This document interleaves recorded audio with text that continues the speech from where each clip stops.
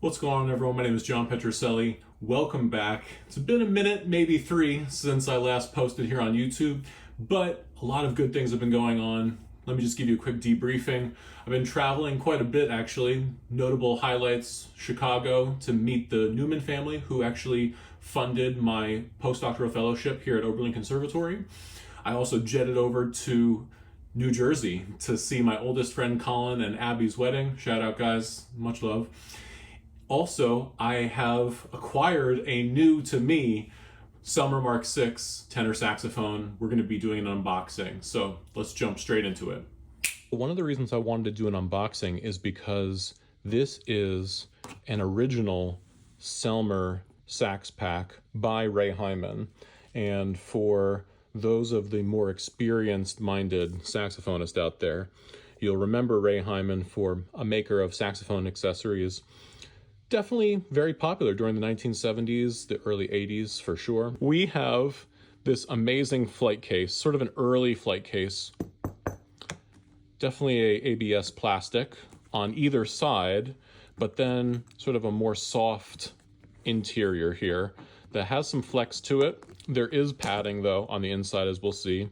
Double straps here, and you've got a subway strap here, which is actually really nice. It's always nice to be able to perch the instrument upright when you're carrying it, especially when you're waiting. So, as you can see, Selmer Sax Pack by Ray Hyman, and it's only got one zipper, and that zipper is a little bit of a chore to get working, but it's all there. I might oil it before it goes off to its new owner. But here is the instrument in question.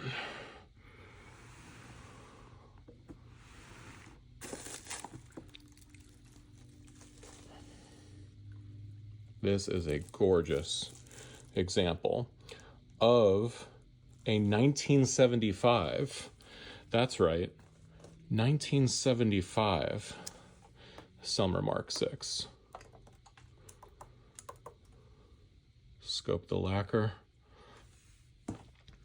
Now, I mean, we're talking about last of the Mark VI run. They already started making Selmer Mark VIIs in 1975. So this is literally, I would say, last 1,000, possibly even last 500 ever made of the Selmer Mark VI. And the reason why I'm so fascinated with this time period is because Selmer was extremely experimental at the end of the Mark VI run. And you can see that especially the key touches have been really dialed in. Everything feels incredibly tight and controlled on this instrument. And the neck changed a lot at the end of the Mark VI run in order to accommodate increased tuning and intonation, especially in the upper register. Saxophonists were trying to get louder to compete with amplification, both on stage and in the audience, as well as getting higher, looking to get more comfortable and more technical in the altissimo range. And so Selmer did a couple of things to try and address that. Number one, they made necks interchangeable. So they stopped numbering necks. There used to be matching numbers on the interior of Mark VI necks, and that wasn't necessarily to denote that a neck had been matched to a body, but it was more to denote that a neck had been chosen for a body. This is especially happening in the United States during this time period. Essentially, I would say from the 60s back through the SBA and balanced action run. So post-World War II through the 1960s, you can often find, especially on the 5-digit horns, an engraved serial number that matches the body serial number, but they stopped doing that to make necks more interchangeable so that saxophonists could be mobile in terms of choosing a new neck that fit their needs better. One of the other things that they did was they changed the tubing, especially at the top and at the bottom, at the bow. So the taper of this instrument is fundamentally different than other earlier Mark VI designs. There's also some cosmetic changes where they simplified the logo. But one of the things that is awesome about this particular example is that there's still an American engraving, a Mark VI engraving that they gave this instrument in 1975. And many of the first year Mark VIIs in 1975 are also engraved. And Selmer stopped doing that, especially in the United States. I think the stories are mostly to do with cost saving and also to do with the fact that the head engraver of the Elkhart factory of Selmer actually retired and passed away in the mid-1970s, leaving a void that Selmer decided not to replace, at least for some time. So this is really a fascinating example because it has pretty much the inherent intonation of a contemporary instrument, and yet it still has the Mark VI sound, and it has a tightness to the spring work that feels nearly brand new. These pads are brand new. I had PRESTINI Hermes pads installed, and the resonators are also PRESTINI. They're brand new resonators. And you can see that, this just is in remarkably good condition. So we're not here to just look at it, though, of course. We got to give this a play test. Oh, I know I'm going to get a question about this. This is a Gar Brandt end plug, and they are actually really lovely and handmade, and I chose to use that here.